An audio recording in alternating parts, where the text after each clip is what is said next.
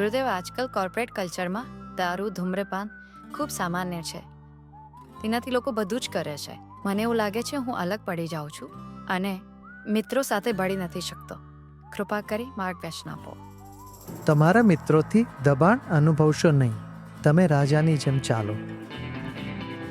મને લાગે છે કે તમે 20-25 વર્ષ પહેલા જે થતું હતું તેની વાત કરી રહ્યા છો, જ્યાં તમારા પર આવા વર્તન માટે સાથીદારોનું ખૂબ દબાણ રહેતું.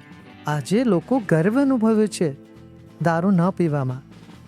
લોકો ગર્વ અનુભવે છે વિગન હોવામાં. નોન આલ્કોહોલિક પીણા, ધૂમ્રપાન ન કરવું, આ બધાનું સન્માન થાય છે. તમને ગર્વ થવો જોઈએ કે તેઓ પછાત છે. તમારે જાણવું જોઈએ કે તેઓ પછાત છે. તમારે પાછળ ન જવું જોઈએ.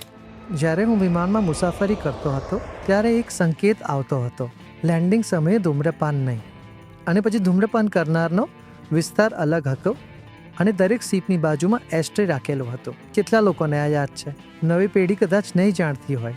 એક એસ્ટ્રે રહેતું હતું દરેક સીટની બાજુમાં, પરંતુ આજે તે સંપૂર્ણપણે પ્રતિબંધિત છે. તમે ધૂમ્રપાન કરનાર બનો છો, ભલે ન કરતા હો, કારણ કે આખા વિમાનમાં ધુમાડો રહેતો. પરંતુ વિમાનમાં તેઓએ પ્રતિબંધ મૂક્યો. હવે વિમાનમાં ધૂમ્રપાન નથી, તો દુનિયા આગળ વધી રહી છે.